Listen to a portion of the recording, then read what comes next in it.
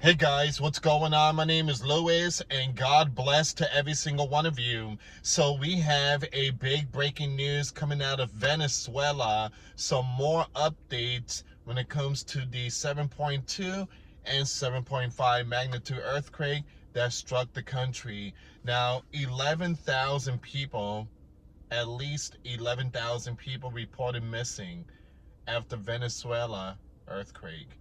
All right, so they're saying that this number will continue to rise. So here's another one: the U.S. to see what can be done to restore communication in Venezuela. So there's some outage going on, internet outage. Some areas, some of the internet has turned back on, but other regions, internet is turned off. There's power outages, blackouts. Again, we truly need to pray for the Venezuelan people. We truly need to pray for them.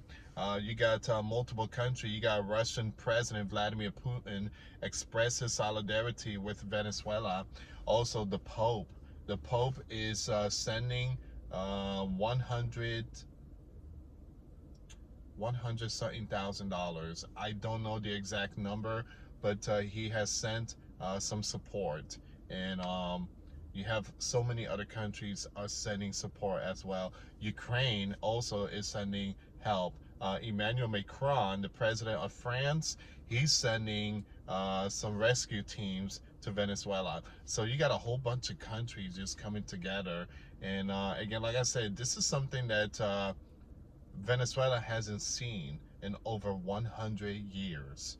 Something like this, a great magnitude and causing catastrophic event. Again, that was like 100 years ago. That was, man, like almost, yeah, in the 1920s, around there. All right, so we're gonna see what's going on with some of these news here, guys. But before I start, do me a favor, like this video and hype this video so we could get this message to many viewers on YouTube.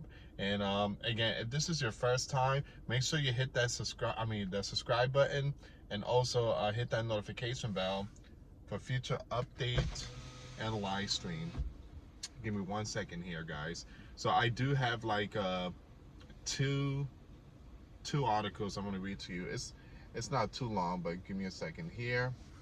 Okay, so at least 11,000 reported missing.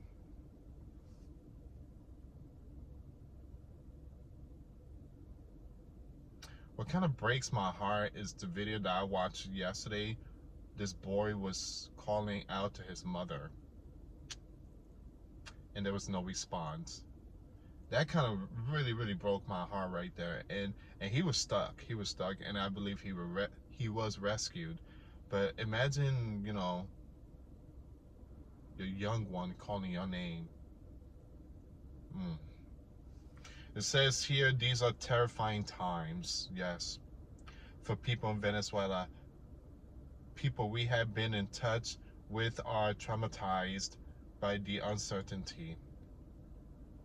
Our producer was speaking to a friend, and she described buildings down and a big crack opening on the road. That's another issue too.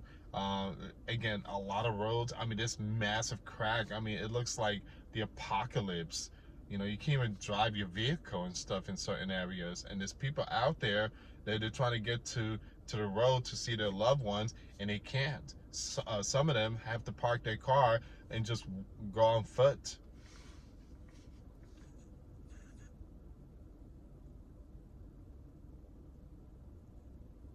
So our producer was speaking to a friend, and she described buildings going down and a big crack opening on the road.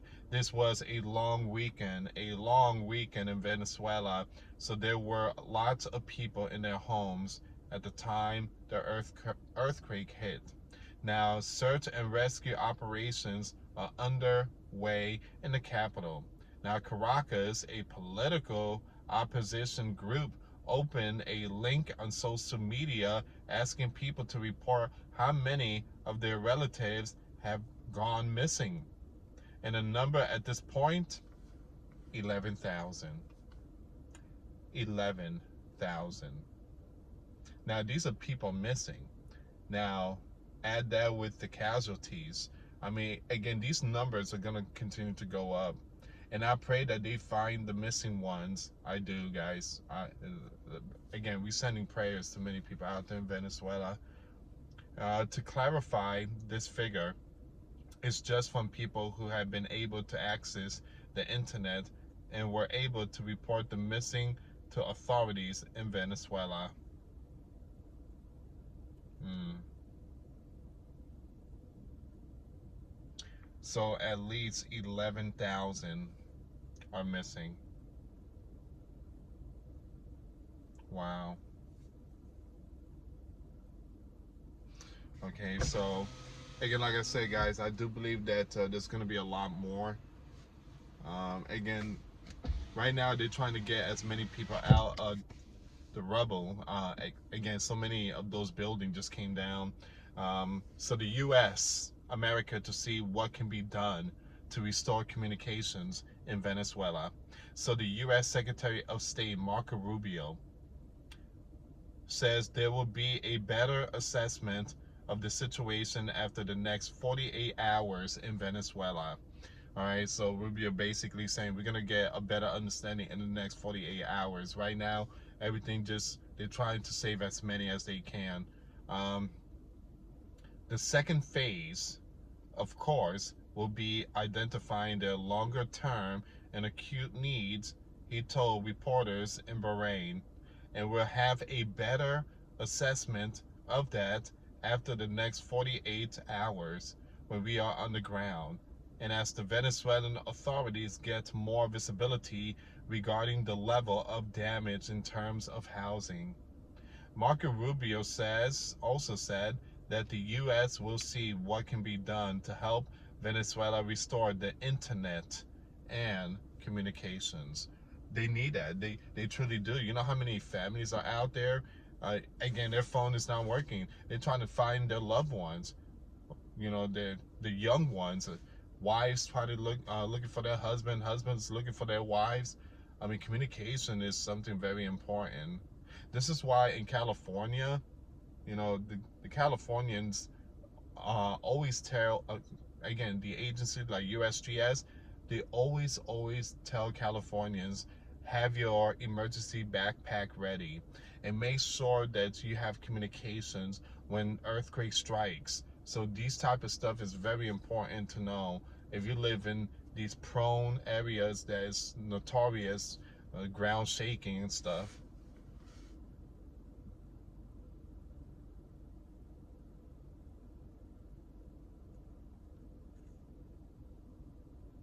So once again, Rubio says U.S. providing big, fast, effective support to Venezuela.